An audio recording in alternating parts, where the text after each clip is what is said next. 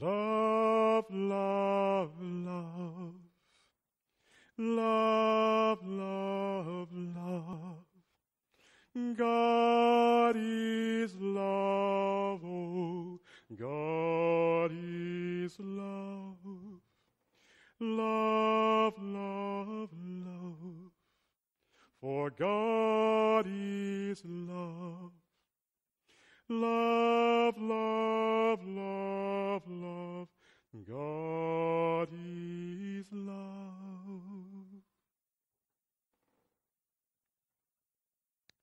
Do you know that mothers can sometimes be superheroes? They have this amazing power. It's called persuasion. Have you ever, maybe in your youth, said, well, I'm going to the prom, and this is what I'm going to wear to the prom. I want to wear this white suit with tails and a top hat to the prom. And your mother says, honey, I can appreciate your creativity, but that's not going to be very, very successful because your date's not going to want to be with you. True story. Thank God I listened. Mothers have a power of persuasion. I know one friend of mine who kind of went through a period, maybe we should say, I don't want to insult sensitivities, but a bohemian phase. And one of these things, while he was going through this bohemian phase, was he didn't wear deodorant. But it took his mother to say, I wash your shirts. And those little armpits under those shirts, I can appreciate you, and I love you to death, and I want you to be creative. But you smell bad. And in order to be effective in what you do, you need to wash. The power of persuasion. The gifts of our mothers. And sometimes persuasion maybe isn't always the best thing, but for the sake of argument, let's stay in virtue today. The virtue of our mothers. So why do I use this example? Because God is also that way. The gospel is all about that today. God is love. And if you and I truly enter what the nature of love is about, it's about giving. And the most powerful part of the gospel today I took away is that it's not us who chose God. We think we do. God chooses us. Even when we don't choose God, we're far away from God, God still chooses us. And when you and I can realize that, believe it or not, although it doesn't sound like it, our task becomes a lot easier. Don't we spend so much time saying, how do I pray to God? How do I please God? Reading the most popular spiritual things on Oprah's book list and this person's book list, all good things. But ultimately that becomes about us, our ego. God choosing us means that God's going to take care of us. And when God chooses you and me, what's the next thing that happens? Well, we get all upset and we bitch and moan. Sorry for the bad words, but we do. But if we can relax, God shows us what we're supposed to do and how we're supposed to do it. We spend a lot of our time in this world looking for what we're supposed to do, and definitely if you're a graduating senior or maybe even a grad student, you're asking that question, what's next? I've taken all the classes, I've taken all the recommendations, and I still don't know what I want to do. My skill set is off the chart in this, but I don't feel grounded or connected. I met the love of my life, but she ain't perfect.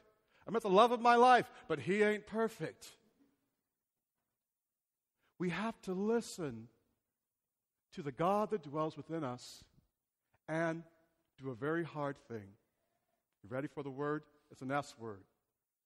Surrender. Isn't that hard? To surrender? Because when you and I surrender, what happens? We think, well, how's it going to get done? But you and I cannot love, and we can't be in any effective loving relationship if we don't surrender, right? It all becomes about us. It becomes about that chess game, right?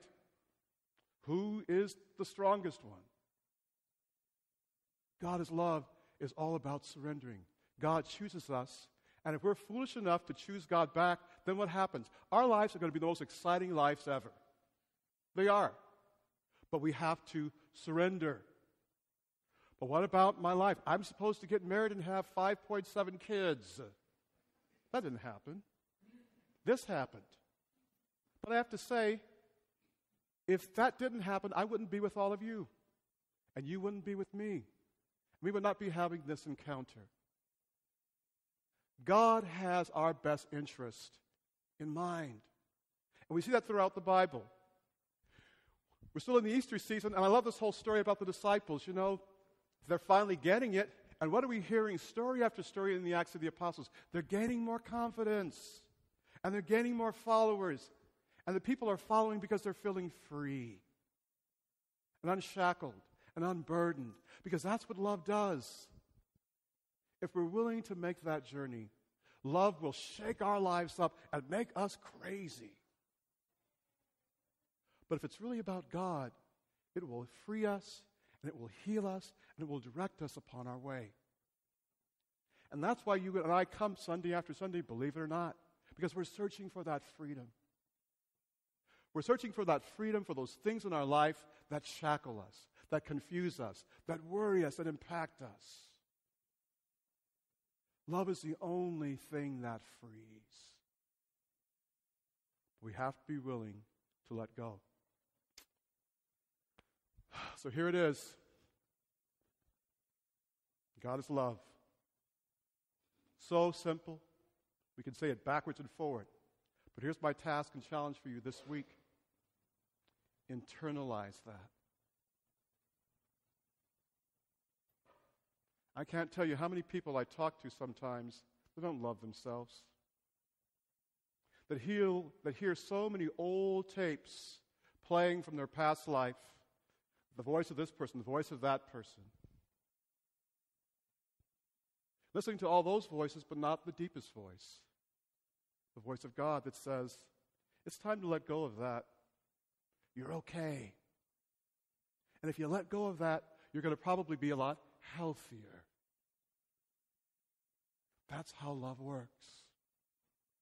To be a friend of God means to embrace your life in a truer way. So here's the homework. Surrender. For the next 7 days, when you rise in the morning, when I rise in the morning, and our minds are filled with worry and preoccupation and control and addiction or whatever it is, surrender. Surrender. God is love. And if you and I really surrender, God's going to show us how to get there. That's the witness of the saints, of holy men and women, both recognized and not recognized. Holy men and women sitting here time and time again. Because, older ladies, aren't we so lucky? Now, that could sound very whatever. Yeah. But you know what I'm talking about, older ladies. When we love, and when we're freed, and when we accompany one another, God's love becomes so real. And that's why I'm giving you this homework. Don't float up here with the homework. Struggle with it. Let that homework be a balm for whatever is feeling sore, stuck, or broken. Let that be balm. That's the homework.